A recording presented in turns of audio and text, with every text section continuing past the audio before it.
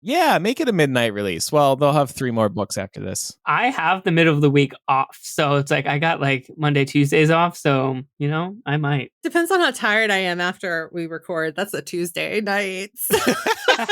Oh no, would it be Monday? Would it be like yes, midnight it would. on Monday? Yeah, going right? into Tuesday. Oh, then I can't because then I'll be too tired to record Millennial.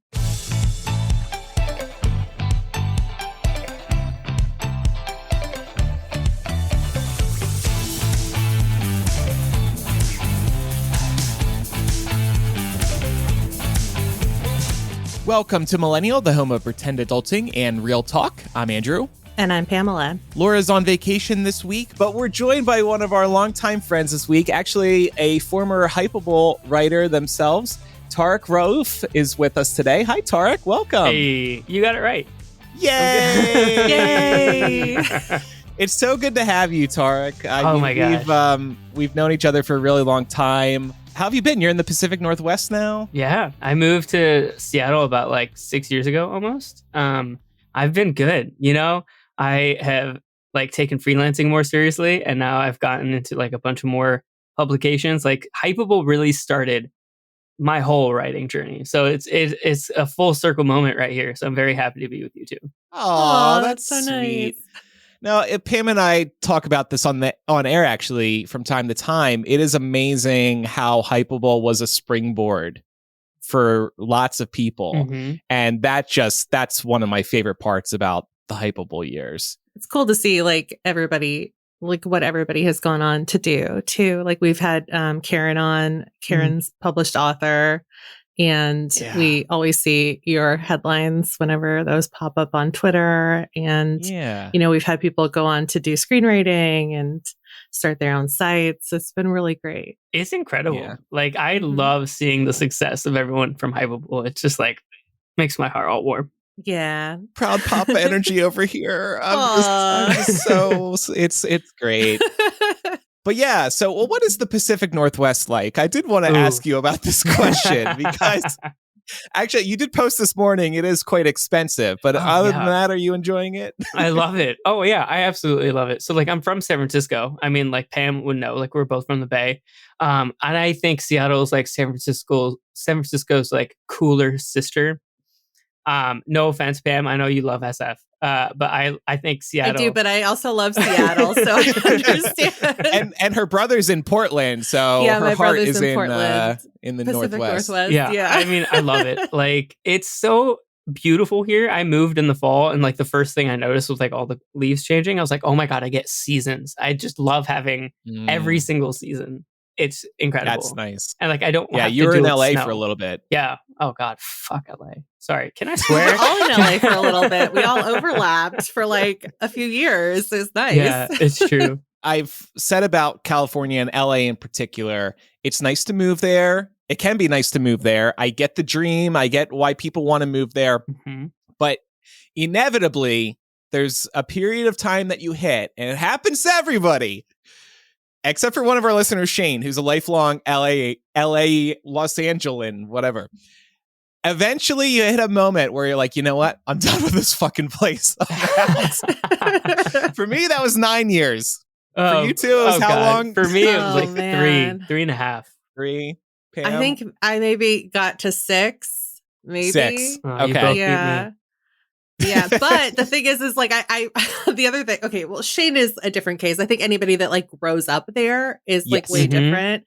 I never really wanted to move there, but life just happened. But I do think that like that's a good city to like, kind of like similarly to New York. It's a good city to be in your 20s if you're really trying to like do something that you can only make happen there. Like I don't begrudge LA for helping me expand my horizons and elevate my career, but there's a reason I left, and I think there's a reason that you two left too. Yeah, I mean, you really just, if you're going to be in LA, you need to make sure that you surround yourself with the right people. Mm-hmm. Yeah, that's really what it's all about, because there's so many, I don't know, like mean people in LA. And like what's really funny is like the only people that love LA that I've learned are the people from there, because they truly know it in and out, and you don't really get that as an outsider. Yeah. Well, I truly was not intending to transition in this way. But speaking of Hollywood, there is an update on one of the strikes, right, Pam? Yeah, so the Writers Guild of America, WGA, has officially reached a tentative deal with the AMPTP, which is the AMPTP represents all of the studios and streamers. So this is a really big deal because they have been on strike. The writers have been on strike for 154 days. And this news actually came down on Sunday night, so just a couple of days ago. And this is really exciting because all of us are creative here on the panel today. I know that the listeners that we have on this show, some of them are creatives too, or they're just fans of people that create the things that we love. And so it's really nice to see that, sounds like they've reached a deal that they feel like is fair for them. They've been fighting for a really long time. So this is the best outcome possible for sure. We don't have any details with regards to what agreements were reached or what they had to, give in on or what the studios decided to finally give in on. And it's probably because they haven't drafted up the official contract yet. So it's probably a few days away or maybe a couple of weeks away before the general public will know about that. But as for what happens next, picketing has stopped for now and the agreement still needs to be ratified. So that means that the Guild's board and also members need to approve it before the strike is officially over. So we won't be seeing writers go back to work right away, but it sounded like they were trying to kind of figure out how to ratify that by the middle of this week. So, stay tuned to all of your entertainment news outlets because we'll be off the air, but they'll definitely tell you when, the contract has been signed. I can't wait to see that contract. Know what's in the contract, because the fact that they said in their email to the WGA staff that it was exceptional, I was like, okay, well, this has got to be like really good gains. Yeah. Hopefully. Yeah. So I did see in the New York Times, like you said, Pam, fine print has not been released, but the agreement has much of what the writers had demanded, including increases in compensation for streaming content, concessions from studios on minimum staffing for TV shows, and guarantees that AI tech will not encroach on writers' credits and compensation. So, So I also just wanted to touch quickly on, what'll happen once this is all wrapped up. The late night talk shows are expected to resume quickly. I'm excited for last week tonight with John Oliver. The other ones I really don't care about. I guess SNL. I like SNL, if that counts. But then there was also this industry source called Puck News that reported several projects are expected to be announced once the strike is over. I wanted to bring this up because, quote, Greg Daniels is set to do a reboot of The Office, for instance. And I think everybody's like, no. Mm-mm. Disney's Dana Walden will finally be able to announce the return of her BFF Ryan Murphy from Netflix, and a ton of high-profile movie scripts will come in and I guess maybe be announced. So that was all from Puck News. But yeah, Office needs to be untouched. But it sounds like that's like final. They've just been waiting to announce it, but haven't wanted to during the strike. Mm-hmm. I don't know. That makes sense to me. The only way I could see that working out is if it's about Gen Z in the office and how they don't give a fuck. Oh, a whole different generation. Yeah. That's interesting. Yeah. Imagine if it's like The Office, but remote. So it's like entirely from a Zoom screen. Or at least one of the employees is fully remote. That would be funny. Nobody wants to go to the office anymore. No. Okay, a modern office. Maybe this does have some potential. It's just, it was so character driven, that show. Yeah. Like, I can't stand those later seasons without Steve Carell. And even some of the other Office cast members they brought in just have, like, I never liked Andy personally. So it seems like such a delicate show. It was so unique for so many different reasons. Like, I don't know why you'd risk rebooting that. Anyway, so SAG-AFTRA remains on strike. Right. It's not like Hollywood's going to get booted up again fully. Right? Mm-hmm. No, but I think you're right. Where people will start to see movement is in the late night shows first. Even if the actors' strike ended today, it would take a while before we saw some of our favorite shows back on air. Yeah. I think that the idea was, from what I remember correctly, was that if the networks wanted to have anything to show for themselves with regards to the 2023-2024 television slate, they would have had to square away the strikes by the end of this month. So it sounds like they took that really seriously. And I feel like maybe we'll see shortened seasons of some shows coming in 2024. Like that makes sense to me. Yeah. So it would kind of be like skipping fall previews, going through like the mid-season break, and then just getting like back half. It's going to be of a season. So interesting to see the effect that this strike had on our like favorite shows. Like with Stranger Things in particular, like those kids are growing up so fast, and the actor strike is still happening, and you're like, okay, well, these kids are about to be in college by the time the show like finishes. Yeah, they're gonna have like 5 o'clock shadows. Yeah. And real quick, should just mention, and thank you to Chelsea who's listening live for mentioning this, that Greg Daniels was, getting back to The Office real quick, Greg Daniels was the original showrunner on The Office US. So it is good news that he is involved. So at least there's that.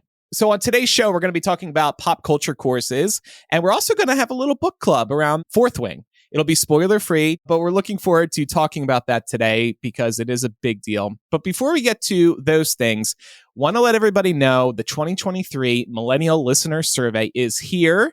The survey is open to all listeners through October 6th. So please fill it out as soon as you can. We'll have a link in the show notes. We want to know what you love about the show, what you think we could improve, what other content you'd be interested in us making. We are interested in expanding. We're also asking anyone who supports us on our Patreon about their experience so we can learn what kinds of bonus content everybody would be interested in seeing in the future. The survey is open to all, whether or not you are a Patreon supporter. And it's, like I said, available through show notes, social media, and through our website as well. So thank you so much for taking a few moments to fill this out. We really rely on this because it's just really helpful to know what you like and you don't like and what you want to see more or less of. So please help us get out of our own heads and thought spirals and just tell us the answers so we can find a path forward. Can you tell I was in therapy this morning? Have you tried asking ChatGPT? Hey, ChatGPT, how to Millennial podcast, please. All right, so we will move forward in a moment. First, we're going to take a quick break and we'll be right back. ABC Wednesdays. Celebrity Jeopardy is back. Damn! Look at that! Hosted by me, Ken Jennings. Yeah! A new season of powerhouse celebrities compete Go big or go home. to win $1 million for charity. When celebrities take the Jeopardy stage, anything can happen. Bet it all! What is zombie? What is Arctic? What is the incorrect answer to this question? Celebrity Jeopardy in prime time. Wednesdays on ABC and stream on Hulu. So the Daily Beast put out this article about the rise in popularity of universities creating courses centered around pop stars. And I was so excited to see somebody covering this because this is definitely a trend that I've noticed in recent years. And I'm sure you all have too. Just as like a little quick aside, whenever you see these headlines that pop up, like so-and-so university offering course on Taylor Swift, Beyonce, fill in the blank here. Like, what's your initial reaction to those? A little clickbaity. I am excited about it because I feel like just the idea of studying these people that are making such a big impact in like society, I feel like is really, really cool.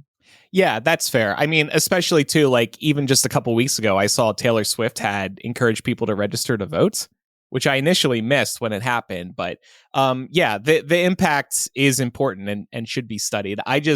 Sometimes I look at it as clickbaity just from the angle of, well, they know people are going to be sharing the story because they want to take the class. Mm-hmm. Yeah. Mm-hmm. I mean, that's definitely me. I'm guilty of that. I always want to take it makes me jealous because there was nothing like this when I was going to school. I would have loved to have taken a class on Harry Styles, Taylor Swift. Oh my God, like, yes. Probably any just current... those two? No. But like if it had been like any kind of like current pop star, sign me up. I would have been interested because I do think that there's value in that. I don't know. I mean, like, I think you're right, Andrew, to some point. There's something to be said about the speed at which these courses are now being offered. I think for a while, headlines like this kind of felt like a one-off, like an anomaly. And now it kind of feels like we're getting one or two headlines about courses like this popping up every year, every semester, what have you.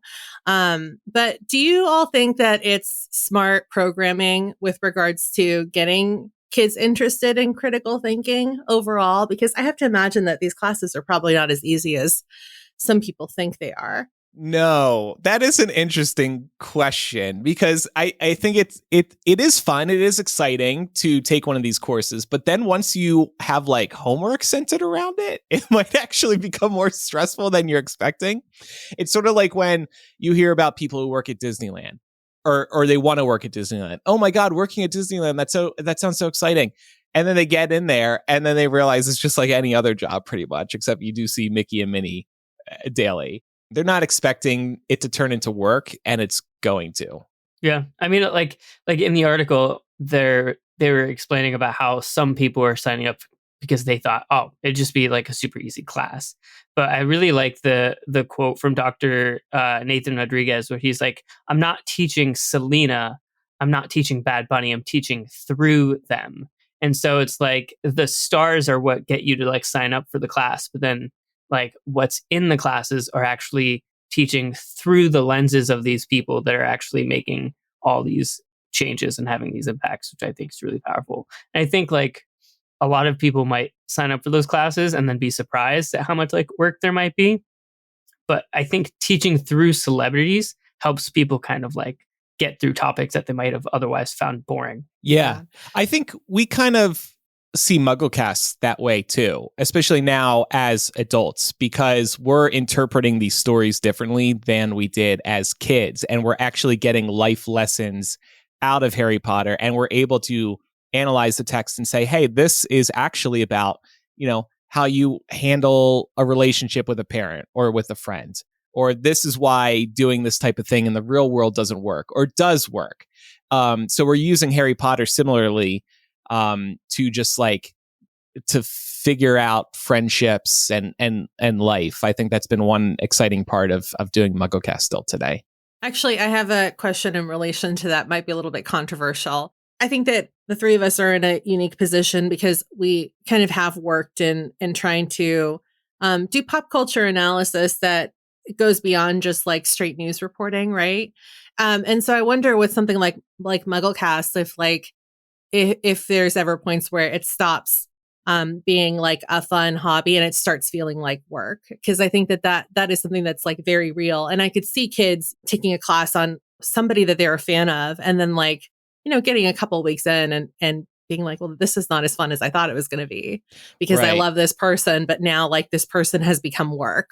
Yeah, because when you're consuming pop culture, you do it when you want to. You use it as an escape from other things. It's fun, it's exciting. But then when you have certain like commitments and deadlines to hit when it comes to these things that you love, that's when it becomes less fun. And like I would never say like, I don't take MuggleCast for granted. Like I'm so grateful that we have this and we have this audience. But it is still work at the end of the day because you do have to show up and you do have to prepare in advance and you have to present and be on. Like there's a lot of work that comes with it. So yeah, and I mean similarly with Hypable, I think both of you probably feel this too. Mm-hmm. There's like TV recaps you have to do, and when you can't just watch a show for fun, you still do that, but you also have to have something to say about it. Mm-hmm. You have to analyze it. Mm-hmm. Yeah. Yeah. I mean, Comic-Con, like, it's fun, but oh my God, you're running from room to room, from hotel to convention center, and that, like, you never just get to enjoy it. You have to, like, work at it. Yeah, exactly. So with all of this in mind, do we think that there's a space for pop culture in the classroom as it stands like right now? Obviously, pop culture is so broad that it can, span across decades. Mm-hmm. But, like, is there a space for current pop culture in the classroom? I think there has to be.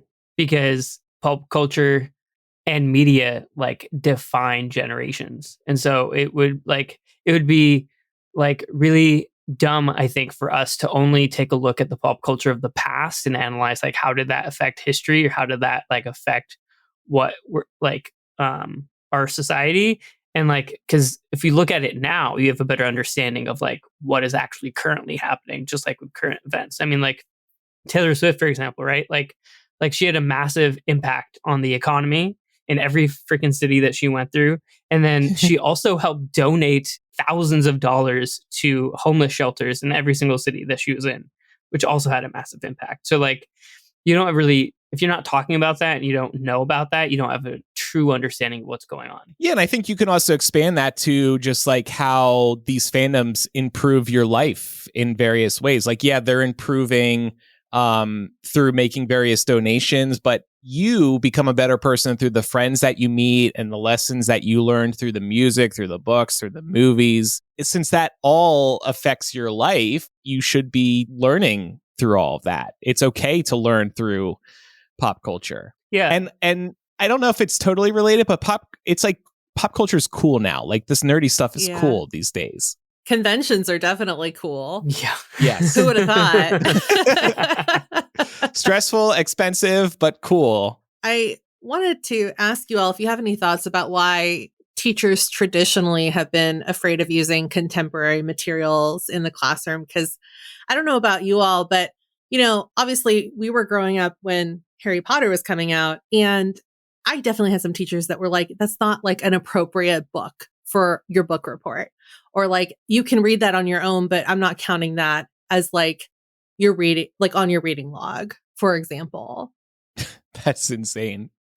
Yeah, I mean, well, and similarly, Pam, so my fourth grade teacher read us Harry Potter and the Sorcerer's Stone in class.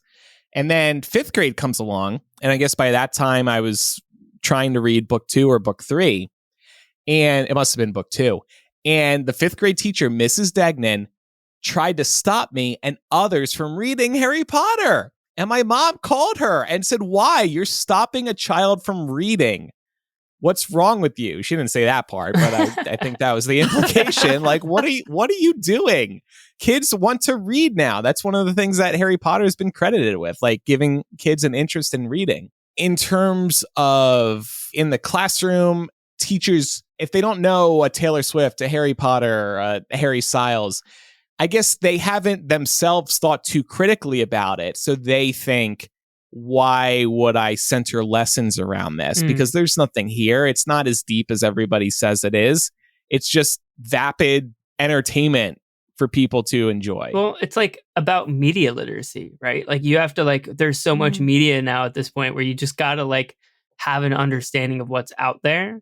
Because if you don't, you're just going to be like, have the wool pulled over your eyes and be very easily manipulated. Yeah. It's interesting you say that too, because, you know, I don't participate in a lot of online fandom spaces anymore, but I'm still very much in tune with online fandom spaces and the conversations that are happening in those spheres.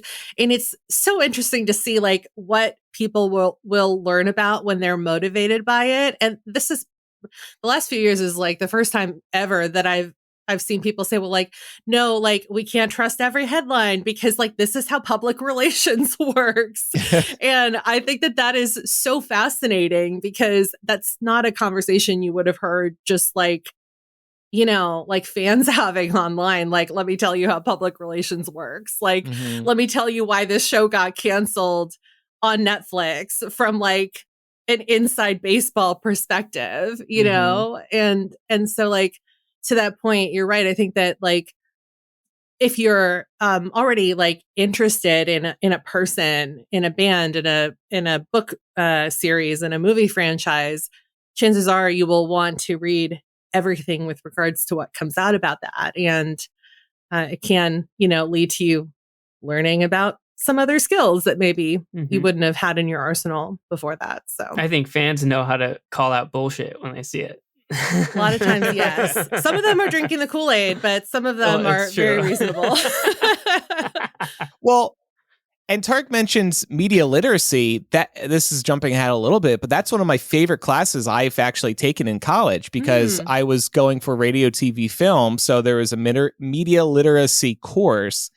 And that was just so helpful in terms of really looking at headlines and articles and comparing how different sources would frame the same news story. And I may have said on this show, I think this came up a few months ago, like that should be a required class in school, especially these days, sorting through social media and news outlets and who to trust and why you look at multiple sources and all that. It is so helpful in deciphering. And then it really awakens you in terms of like, it teaches you to be very cautious when you're going through like your social media feed, because there's so much manipulation going on just to get you to click into an article.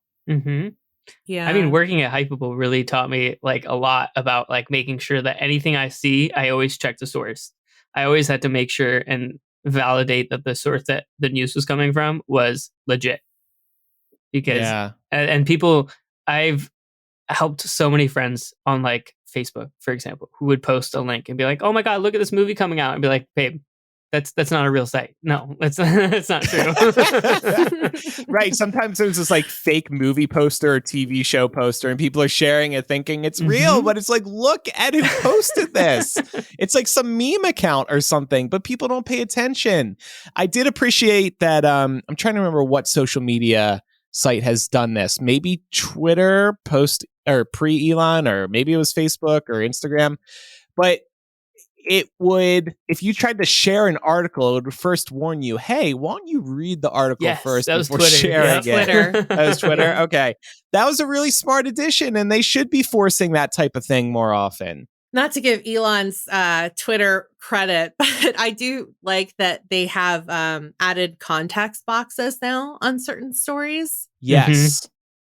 That I think is a good step in the right direction, because it's so often that small things get taken out of context in the grand scheme of a larger story. So we definitely need more of that. So to kind of wind down on this discussion, I wanted to know if there were any cool or unique classes that you all took when you were in school, or were there like any classes offered that you like really wanted to take but could never get into? When we were talking about this discussion, I was telling Andrew that San Francisco State, which is where I went to school, they had a class on the music of Bob Dylan, and it was only like it was only ever offered like one period every semester, and it was like almost impossible to get into, so I never took it. But I always thought that like that would be cool, and it was probably like the closest thing that they offered to like what we're seeing offered now in terms of, you know, chart toppers that are making Did you try headlines. to get in, or did you not even try? I did try to get in. It was always a wait list. One time I went to see if I could get off the wait list and added to the class, but the professor was like, honestly, like, if you're further than like 5 on the wait list, I'm not going to have space for you, but you could try. And then I felt a little bit better about not getting in, because I was looking at the book list when I was shopping for my own books, and like one of the books this professor wanted students to buy was like $500. Oh, wow. Oh my God. And you had to buy it new. And I was like, fuck that. Like, I don't have this kind of money. Yeah. Like, it should be way more accessible than that. Yeah, That's definitely. ridiculous. So I never, as far as I can remember, I never saw any courses come up that were focused on like a particular name or artist or anything. But if there was something that interests me, I think I would have given it a try just to see if I could get in.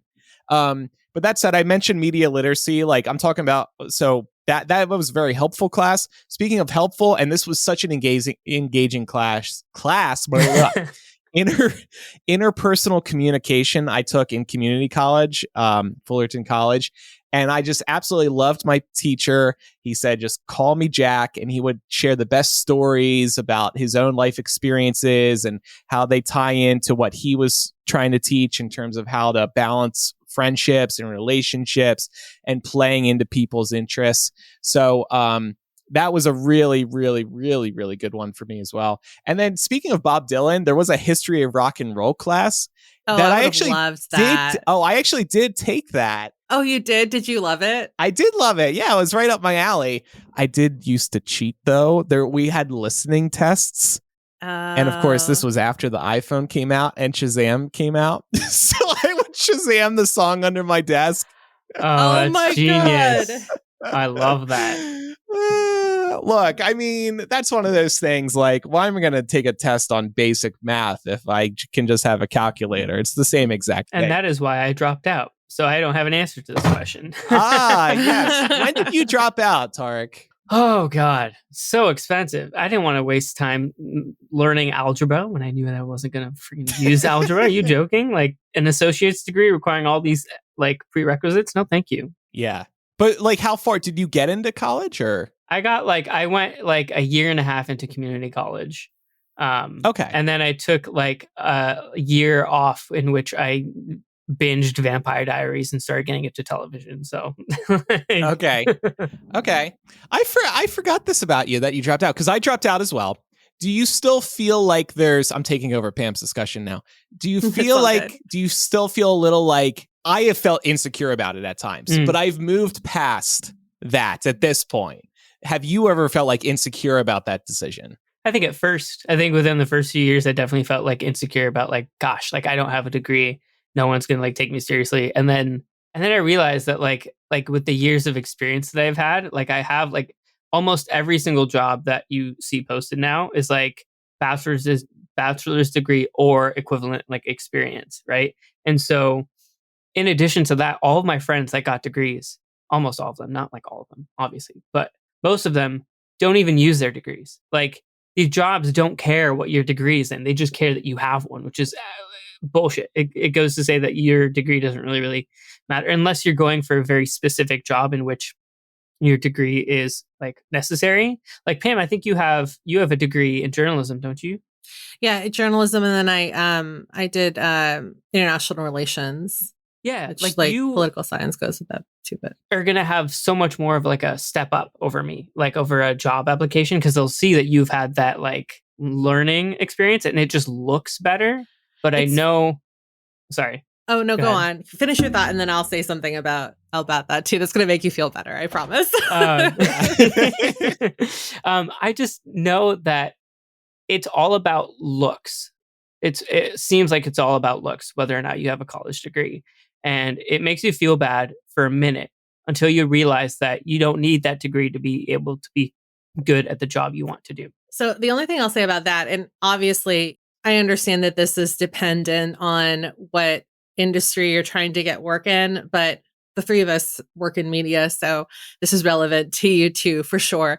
I think that when I had very little on my resume, the education was helpful because it showed that I had a background in understanding how to technically do something. But at this point, if I apply for a job, they hardly look at my education, which is actually more helpful. Like all they're looking at really is the experience and the outlets that I've worked with in the past where my bylines are. A lot of the larger outlets in terms of news media, they really only care about your education if you're going to a fancier school. San Francisco State was not a fancy school on paper, even though I feel like I got a really good education through them. I feel like, my education was on par with like Northwestern was really big at one of the larger outlets I was going to. Like every other intern was from Northwestern except for me. It's like I slipped through the cracks and scared them all. But yeah, at this point, like my experience comes way before my education. Yeah. It doesn't matter, but you have to figure out how to get there, right? Mm-hmm. And it's really hard. Like the media business is so hard. It's so hard to get your foot in the door, even if you have that education. So for both of you to figure out how to like give yourselves that experience is really impressive, because now that, we're in our 30s, like that speaks way louder than the fact that you guys dropped out of school. And you too. I mean, you've built your own experience too, Pam, of course. Yeah. I'm always like wowed by your like resume and your work, Pam. So I think it's incredible. I'm blushing. Aw. Shane, who's listening live, said, I have 2 degrees and make less than pretty much everyone I know, melting emoji face. Oh, no. And then Meg Q said, my current job asked for a master's degree and I stopped after 1 year of undergrad. So, but Meg got it anyway. So, yeah, I mean, everybody's got their own way of making it happen. If you put in the work, it doesn't matter where that work is put in, whether it's college or in the field. Like, as long as you do the work, that's what matters. And you can show that you know your shit. I do definitely agree. I mean, the experience angle is huge. Like Pam, we talk about this from time to time. Like you having, for example, Twilight Source on your resume stands out because it's so unique. It's like, what? That was the only thing people wanted to talk about. Like when, I hardly had anything on there. They just wanted to know more about that. But I think also that plays into your point, Tarek, about like having a journalism degree stands out, but so does something else unique, kind of on a similar level, just in different ways. Yeah. I mean, when I got my internship at Apple Music, it's a retail internship, right? So they just they hire a bunch of random people throughout the Apple stores to like go work in corporate. And I had my interview with this guy. He was like the editor at Apple Music. And then as soon as I said I had bylines at like San Francisco Chronicle or like other places, he was like, oh, wait, you actually have work? Okay, yes, we're going to have. Because it's one less thing they have to teach you. And they know you have a voice. That's like the biggest thing about writing is like, do you have a voice, but can you match our tone? And it's two different things. And if you get that, you're already way ahead of everybody else that starts off at the ground floor with you. Yeah, and hopefully this inspires people, because I think what really excites me about the internet and where we are today with the internet is you really can make shit happen online for yourself. Yes, there's luck involved, but you'll need drive, you need dedication. There's a lot of factors, but the internet makes so many things possible where it didn't, we didn't have these opportunities like 5 to 10 years ago. I even think about Uber. I've been an Uber driver in the past. I actually loved it because you're meeting new people all the time. No two nights were the same. I don't have any horror stories, so that's why I am so positive about it. I think nobody ever threw up in my car. But like without the internet, without smartphones, I never would have had that opportunity. There's opportunities to make money online. You just gotta really be driven and just go for it. So worst case scenario, just sell pictures of your feet. You'll make bank. Like you'll make. Well, we actually learned from one of our listeners that is harder than it looks too. It is harder than it looks, but she makes money from it. We did have her on the show talking about her OnlyFans a few months ago. Yeah. Well, speaking of podcast episodes, Andrew, you did want to talk about a MuggleCast episode that happened recently in relation to this topic, right? Yeah, since it's so tied in, I just wanted to mention that our social media manager, Chloe, discovered Dr. Julian Wamble a few months ago. He teaches a Harry Potter course, Harry Potter and the Politics of Social Identity. He's teaching this course at George Washington University. He's an assistant professor in the Department of Political Science there. It's very popular, it seems. We were talking about demand and getting into these courses. And he was telling us on MuggleCast, episode 619, just this past July, that it is difficult for people to get into the class. But he posts actual clips from the course, his teaching, his lessons on TikTok. And it blows my mind watching these lessons because it's just so surreal to me to see a professor teaching Harry Potter at a college. Like, it's just mind blowing. It's like something you wouldn't necessarily expect to see. So he is on TikTok. His username is PROFW. We can include a link in the show notes. But just to give people a sample really quick, the title is Thought Experiment. Would people forgive Hermione if she left the way that Ron did on the Horcrux hunt in Deathly Hallows? Oh my God. If the tables were turned and Hermione had left, would people forgive her the way that they forgave Ron? People would be up in arms. Or they would have been like, she abandoned them. She knows that they need her. She knows she's the best at magic. She does not get to look out for herself at all. She has to be the person who is constantly cleaning up the messes of these two mediocre dudes. They are just young excuse never counts for her. Yet she gets zero credit, but then Ron disappeared, comes back, and then you're like, all is well. And also, like, Hermione, stop being so mean to him. Y'all, the number of times that she's been on the receiving end of like the angst and madness of these two boys, but is expected to stay. Because like, They can't survive without her, thus it is her responsibility to make sure that they survive. And here's the issue with sexism. It creates a level of expectation. And so she has to put up with all of their antics and all of their BS and all of their stuff while simultaneously trying to deal with the fact that her parents are in Australia and don't know who she is. She is part of the wanted class in this particular genocide. She's also traveling with one of the most wanted people in the wizarding world. And she's expected to kind of overcome all of that for the sake of these two. Can you imagine the anxiety? We've been conditioned to see her as this outrageously exceptional, magical person. When she messes up, it feels so much more cataclysmic, which is why, again, I think she would be absolutely ridiculed if she were the one to have left. If I were Hermione, I would have left. I would have dipped out. I'm going to Australia. Don't come looking for me. I'll find you if I need you, because I can. Because I'm that good. So, he's obviously a great teacher as well, very thought-provoking and a deep thinker. So it was great having him on. Chloe actually met him IRL a few weeks ago, and I would have dipped too. I mean, he's right. Yeah, exactly. Yeah, so just that's kind of a sample of what you can get from one of these pop culture courses. And of course, when he's teaching there, you can kind of see how these lessons can apply to your own life. Again, he's at PROFW on TikTok.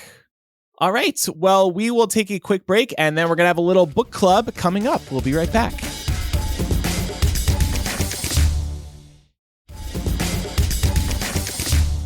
So as Andrew teased at the top of the show, we thought that it would be fun to do a little book club as the back half of this episode, especially because so many of you all were really excited when Andrew and I said that we had been reading Fourth Wing by Rebecca Yarros. It's been nearly impossible to escape the buzz that's been surrounding this book. And so to kick things off, and also as a bit of an aside, don't worry if you haven't read it yet, because we're going to keep the discussion fairly spoiler free for anybody that hasn't picked it up. But was it the buzz that initially compelled all of us to pick it up? Because it definitely was for me. After I see that, a title is so in demand that they sold out and nobody could get their hands on a copy because the publisher didn't anticipate how many people would want to read it. And then you see all your friends reading it online. It's yeah, I need to read that too. Mm-hmm. I didn't know it sold out. Mm-hmm. People are crediting Book Talk, right? With the explosion. Mm-hmm. I mean, that's where I found it. Okay. I only picked it up about a month and a half ago now. I had seen it in a bookstore. Again, I had seen it multiple times and, of course, heavily featured. And I was hearing some good things. I'm a sucker for a good cover, too. I think the cover is gorgeous. And I was back home with my family. And so I had a little bit of vacation time. And we were about to go to the beach. So I was like, you know what? I'll make this a beach read. Let's do it. So, yeah, it was definitely all of the hype around it. I usually wait for a book or a TV show to get so much attention. There's a certain personal threshold that once something hits, when it does, then I'm like, all right, I'll finally check it out because people can't stop talking about it. And I want to be part of the water cooler talk. FOMO. Yeah, for real. When did you read it? Oh, God. Probably about 6 months ago at this point, I think. And it was, again, TikTok videos. People kept saying it was one of the best fantasy books I've ever read. I'm like, okay, well, I need to see how real this is. So for you two, I think here's the big question. Has it lived up to the hype? Yeah, that's a great question because you're right. You can pick something up because of the buzz, but that doesn't necessarily mean that you're going to agree with everybody talking about it, hyping it up. For me, I was definitely hooked right away. I think the way that this book is written and sort of catapults you into the story makes it a really easy read, which is not always the case with something. I would consider this to be high fantasy because you're getting dropped into a world that's way different from anything we know of our real world. And that has always, to me, been a little bit inaccessible because the world building is really hard for me to kind of sift through before I get into the actual meat of the story. But I think that this book is super accessible and it's really fast paced. And also it kind of has the touchstones of like a dystopian novel as well. And I think like for our age group specifically, because we already lived through one massive dystopian book explosion, it also feels really accessible and easy to kind of get sucked into the story. I think it halfway lived up to the hype. I think the storytelling, the like the world building and the pacing, immaculate. The characters are so good. I didn't find it to be as unique as everyone else was saying it was. That was my thing. Agree. So like it wasn't like maybe the best fantasy book I've ever read, but it's up there. It's like it is definitely up there because it does suck you in, and I'm like, wow, this is so good. But there's just points where I'm like, oh, I know where this is going. So this is not as like great, you know? One problem with following along with the hype train, hopping on the hype train, if you will, is that people set your expectations so high that then you start reading it and you expect to be just like your mind literally blown away. And then it's not because the bar was set so high. So I always fear that. Like even looking at it on Amazon right now, it's average 82,000 reviews. It's averaging 4.8 out of 5 stars. Wow. You don't see that on Amazon. Like it's basically showing me 5 full stars in that little review area. And that's amazing. And that further raises the bar for you. You expect like, oh my God, everybody is just orgasming over this. By the way, Pam did warn me it's going to get a little horny after. Have you not gotten to the horny bits yet? I just hit that part this weekend, and it was more than I expected. I was like, oh my goodness, can't recommend this to my mom now. I know. So Andrew texted me when he's like, I just got to the horny bit, and when I recommended it on the show, I had not gotten there. I didn't know it was like a horny book. So then I was like, well, fuck, I already recommended this on the podcast, and I sold it as like adventure dragons killing. Right. I hope there's not a ton of that going forward, right? That's hard to tell because now that like the floodgates have been open, I'm not sure. You know what I mean? The floodgates. Yeah. I walked into that one. Yeah. Yeah, I know. I don't want it to be that, but whatever. We'll just have to wait and see. I hit the second horny moment last night, so I wonder how many there are in the like less than how many more there will be in like 80 just pages. The 2 big ones. Yeah. Okay. It's really. So. Okay. I mean, it did seem like things were. Yeah. Unfortunately, I do think that like not to give too much away, but I feel like this is a really good example of how like the author has figured out how to like bring the horniness into the plot in a way that like makes sense for the story because there's like a reason why it's happening, right? Or like why she needs it to happen, but it's a very useful device. So yeah, what also excites me about this series, setting the horny stuff aside, is that we're only on book 1. Book 2 comes out November 7th. It's called Iron Flame, and I love that it's already so popular with 4 more books to go. So I'm going to be very that's why I want to jump into this fandom and be a part of it, because there's still so much potential here. And this is very far down the road, but potentially, but maybe there will be a movie or TV series built around this. I could see series. that. Like the book reads so visually. And I was thinking about that right away. I was like, if somebody doesn't make or doesn't get the rights to this, like they'd be so dumb. Yeah. I have to imagine. I'm surprised we haven't heard anything I know. I have to imagine that like we'll be hearing about that soon. But it's probably because of the writer's strike. Yeah, maybe. But to answer the question like that you two have been answering about what keeps us hooked about it, I do think it is pretty fast paced. And Pam, you mentioned high fantasy. Somebody before I started reading it described it to me as fantasy light. And I actually like that, not as a criticism, because Game of Thrones, admittedly, I haven't even tried to read it, but it just, knowing the TV show and seeing the size of those books, they look too heavy to me, figuratively speaking, not just literally. This has been very accessible fantasy, I think, for people. And that's what I really like about Harry Potter as well. It's very accessible fantasy. It doesn't overburden you with world building. Yeah. I totally agree with that. And everything that like is like world building. There's enough context clues there that the author doesn't really need to spend like full chapters explaining why you need to know this. Mm-hmm. You can just kind of like pick up on like what it's supposed to mean. Yeah, I agree. I think this book is going to be like a massive cash cow for whatever studio decides to develop this into a series, because it's so easy to adapt.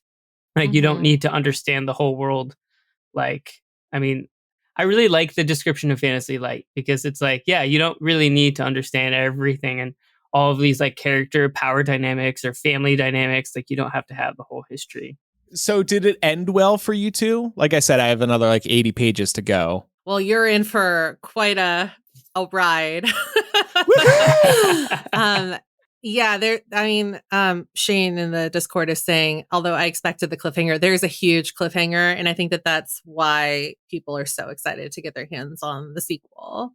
I'm curious to see how it pans out, because I think that the way that it ends is really effective and keeping you wanting more.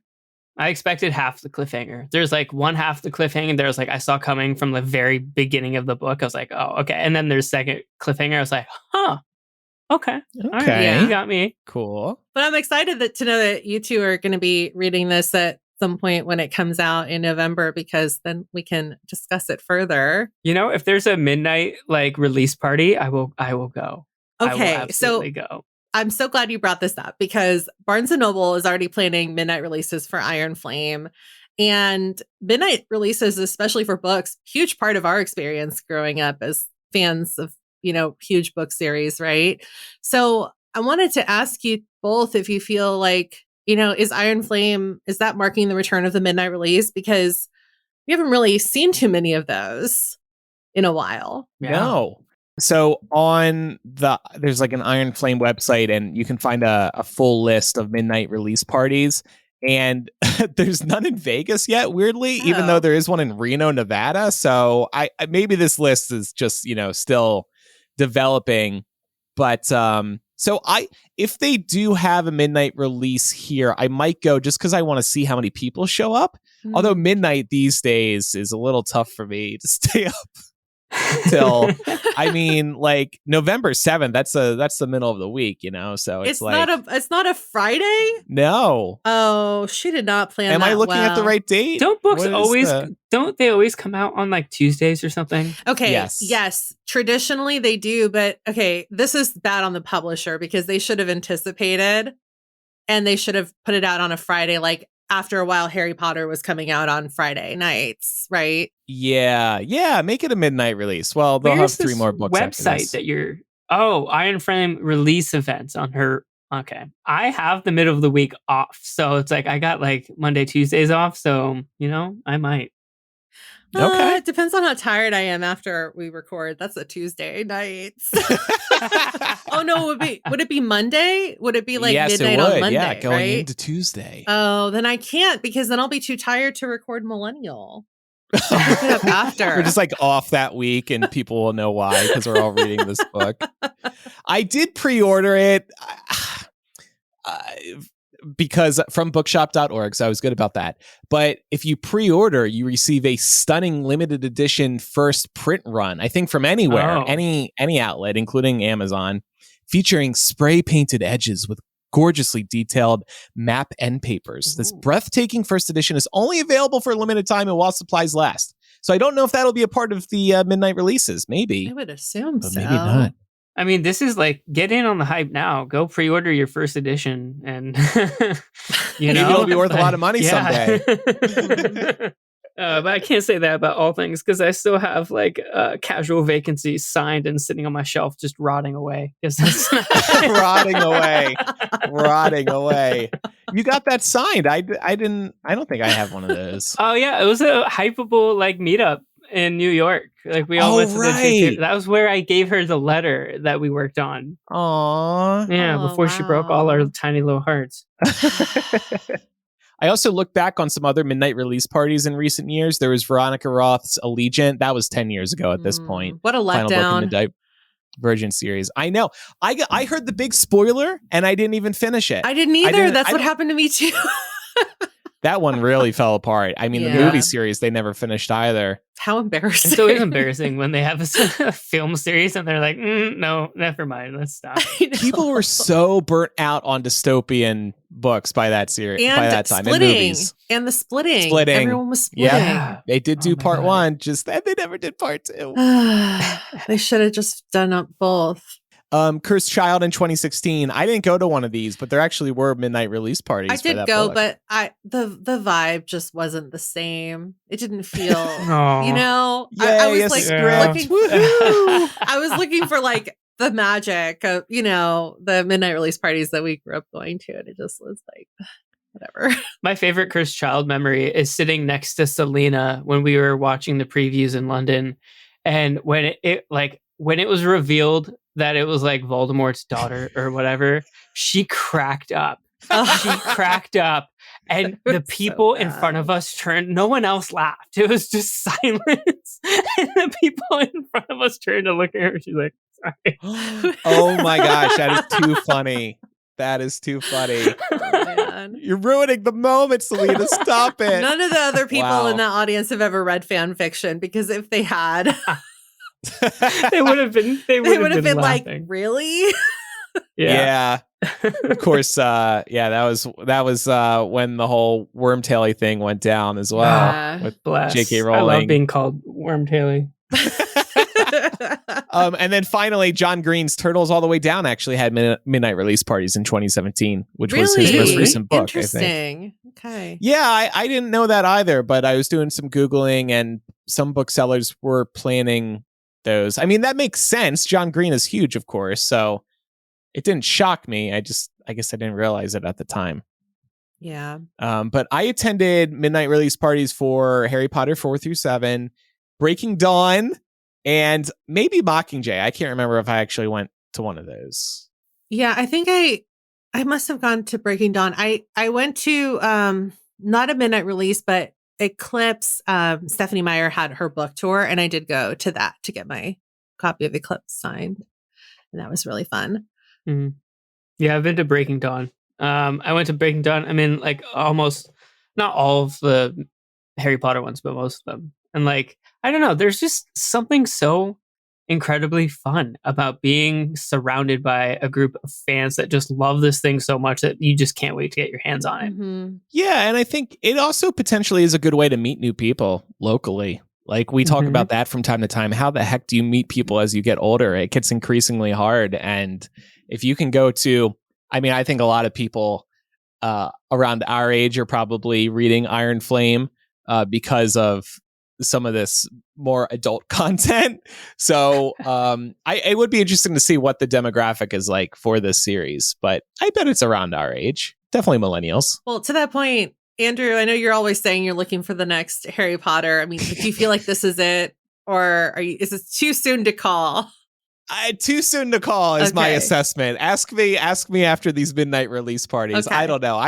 I'm afraid to make predictions because there really just hasn't been something like Hunger Games, I would say, was the last like big fandom. Like, what can you put together a fan site for and a podcast for in 2023? A book series? Like, I don't know. I know you're gonna plug a series to us, Pam, but I was thinking about that one.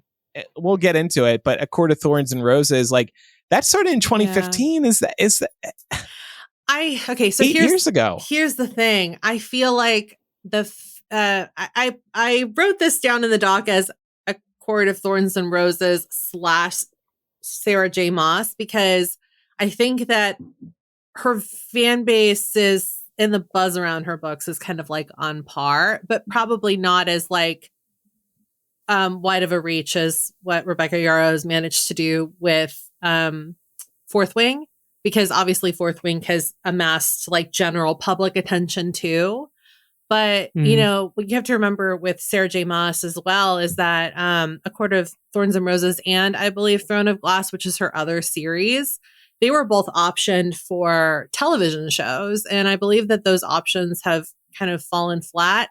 If I remember correctly, I think one might still be in production, but maybe not. That happens a lot when like studios can't commit to pushing something into production right away, and then like the rights kind of lapse, and then it kind of goes back to square one, and maybe another studio picks it up, maybe not. But I would say that if you're looking for another fantasy series to sink your teeth into that has a lot of that has like a larger community surrounding it online, like you would probably looking to something that Sarah J. Maas has written.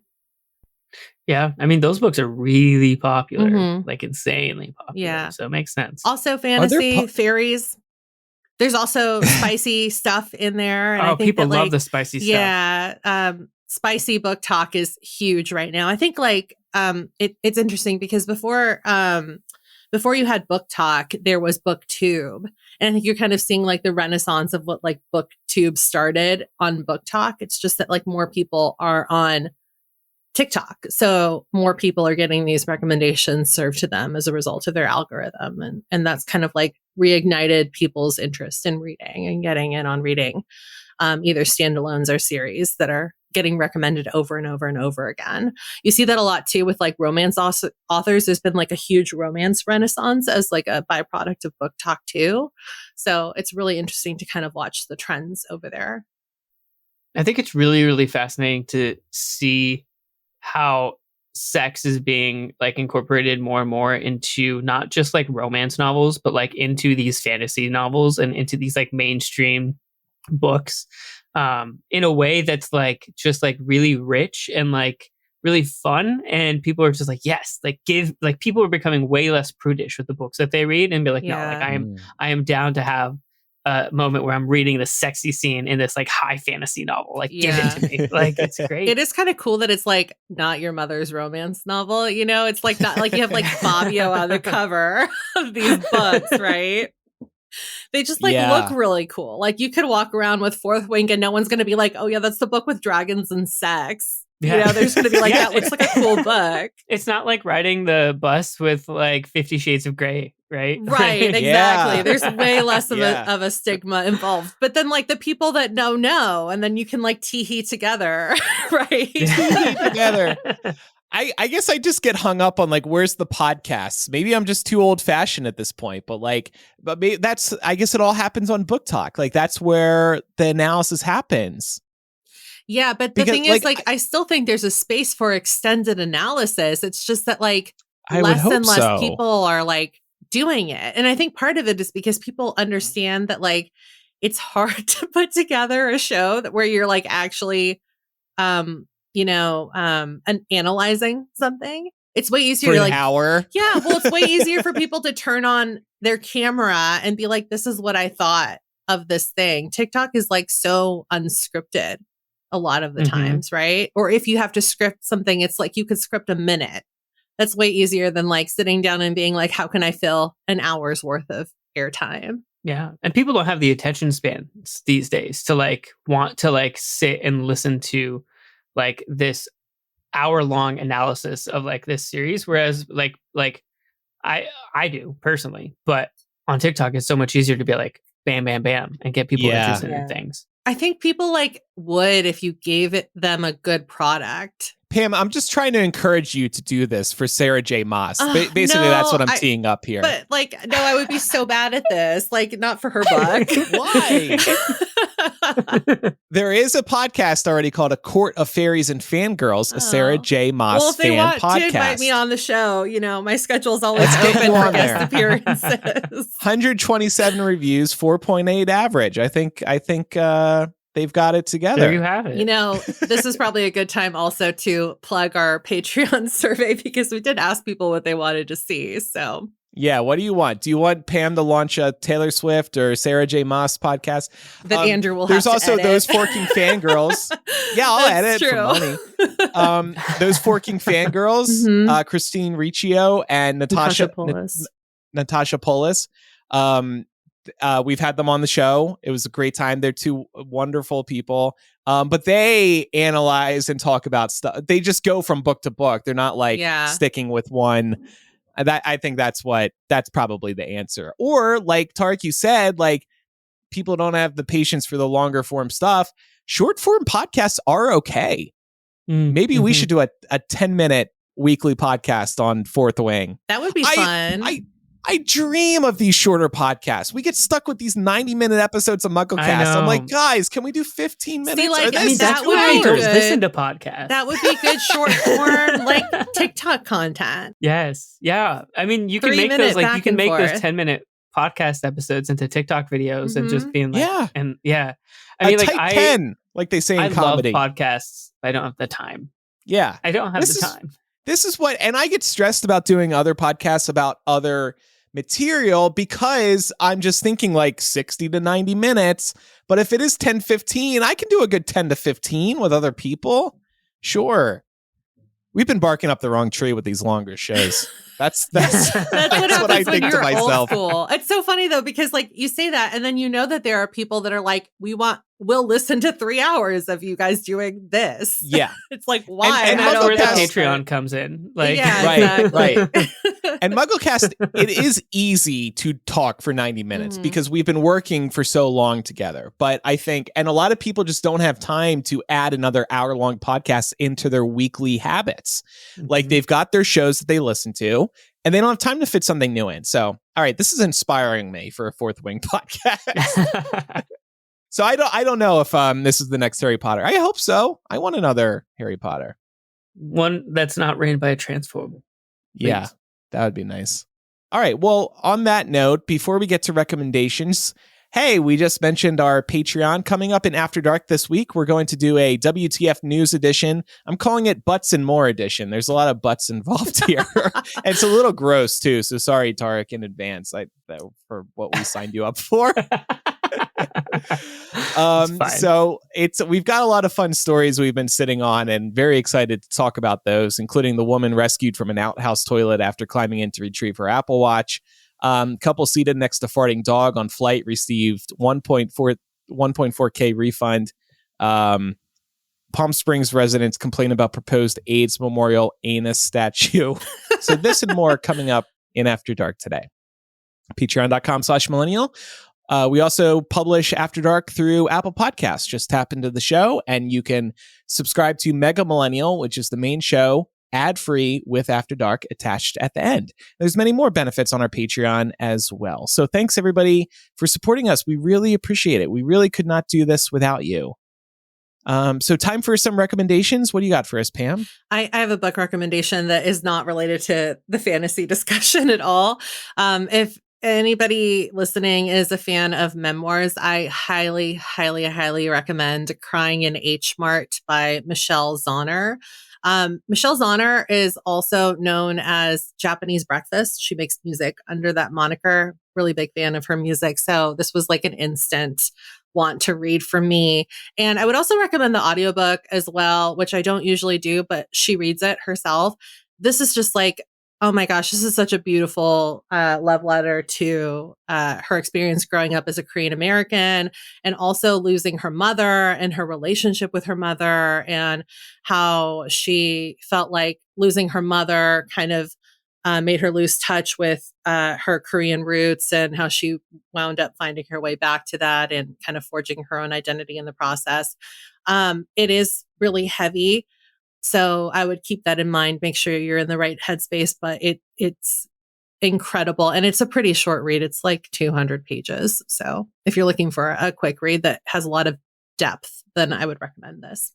My friend just recommended this to me like last week. So it's curious that it's coming up again in my life. It's beautiful. And I'm not Korean American, but I'm Mexican American. And I found myself relating to, especially like how she interweaves like food and the process of like making traditional dishes into like this piece about her mother and losing her roots and coming back to them. I want to re-recommend the water pick, the water flosser. Okay. This time last year, actually, we're coming up on a year. On episode 837, we had one of our listeners, Nikki, on. She is a fellow with the American Academy for Oral Systemic Health. And she joined us to talk about the importance of oral health and going to the dentist. And we talked about the water pick, and she gave a big yay to it. Well, that excited me because I hate the string floss. Water picks are way less invasive and they feel much more comfortable. Well, I went to the dentist last week, and I got to admit, Yes, even after that discussion with Nikki last year, I hadn't been to the dentist in about 2 years. Just with moving and COVID, I wasn't crazy excited about going to the dentist. I went to the dentist last week. This dentist was basically sucking my dick with her review of my mouth. She was like, I can't believe how clean your mouth is. I feel like I don't even have anything to clean. She had nothing to scrape off my teeth. I couldn't believe this. I had never received such a great review from the dentist. No cavities, no nothing. She was like, do you use a water pick? I was like, yes, I use a water pick. So I was just so relieved to see that the water pick is actually working. And wow, I was over the moon about that dentist visit. And I can't wait to go back in another just 6 months. Now I'm on a good schedule. I'm sticking with it, baby. Water pick. I won a water pick. I won one from my dentist. Yeah. So they had a Christmas raffle and I won the water pick. And then I gave it away after like 6 months because I kept getting water everywhere, and I don't know how the fuck you use it without getting it takes water. A little practice. They have a convenient switch on it when you lose control, but I know what you're talking about. I was like, I can't do it. Oh, but it's so much maybe better than the I'll string. have to go out and try it again. Are you a Costco member? I am. Okay, so they normally have good prices on the water picks. Okay. And what do you recommend, Tarek? Yeah. So I was going to recommend some music, actually. It's a 2-part recommendation, actually. So I have the band Jungle, first and foremost. Like, they're absolutely incredible, but they just released an album this year titled Volcano, which is really good. But the reason I'm recommending them is because they have insanely well choreographed music videos. Like, they're so much fun to watch. If you're in a state where weed is high, or what? Oh, what? I'm sorry. Well. If you're in a state where weed is legal, it's a great like high watch to just like look at all their videos because they're so good. And then I literally just yesterday I was like thinking about what I was going to recommend, and I was in Nordstrom Rack and I Shazammed a song by this guy named Whethan, Whethan, and his album from 2020. Called Fantasy is actually like really fantastic. My favorite thing about this guy is that in his Apple Music bio, it talks about how his name is Whethan because he started making music because his friends told him to remix a Wheat Thins jingle. And so he got his name was almost Wheat Thins, and then Wheat Thins was like, no, you can't change your name. So he changed it to Whethan. But it's just really good music. So if you're looking for some new tunes, Jungle and Whethan. Cool. Yeah. Well, Tarek, it's been so great having you on. Thank you so much for joining us today. We really Thank you for having me on. It was like a blast. A blast from the past. I loved it. Yeah. This is really, really great. Anything you want to plug? Where can listeners find you online? Yeah. You can find me on Twitter at Tarek_Raouf, and that's TARIQ_RAOUF. Also there on Instagram, which I'm like I've ignored Instagram for 10 years and I'm finally actually starting to use it, which is a lot of fun. I was going to say, yeah, you're doing some videos on there now. Yeah. Cool. Well, it's crazy. My engagement on Instagram is like 10 times higher than it is on TikTok. And it's so curious because when I was making videos for people I didn't know on like TikTok, I was like so nervous. I didn't know what the hell I was doing. And then I realized that when I started making videos for the people that actually did know who I am and like followed me, I was like, oh, this is so much more fun to do. Yeah. Yeah, that makes sense. Cool. Well, we'll have links in the show notes as well, so people can follow you there. Great. A couple other closing reminders before we wrap up. Make sure you're following the show for free in your favorite podcast app so you never miss an episode. By the way, listeners are like, a couple listeners listening live, Jay Tinch said, 3-hour episodes, please. And Meg said, you can all talk to me about anything for hours. Thanks, guys. That's really sweet. So yeah, follow us so you can continue getting this content, which forms 3 hours over 2 episodes. And we'd also appreciate a review on Apple Podcasts or Spotify. If you have any feedback, you can email millennialshow@gmail.com or use the contact form or anonymous confessional on millennialshow.com. You can also follow us on social media. We're Millennial Show on Instagram, Twitter, Facebook, Threads, and then over on TikTok, we're Millennial Pod. After Dark starts in a moment for patrons and Apple Podcast subscribers. Thanks, everybody, for listening. I'm Andrew. I'm Pamela. And I'm Tark. Bye. Bye. Yeah, I didn't prep you on that either. Oh, it's fine. When it's people I know, I do way less prep. I'm just like, they'll figure it out. It's fine.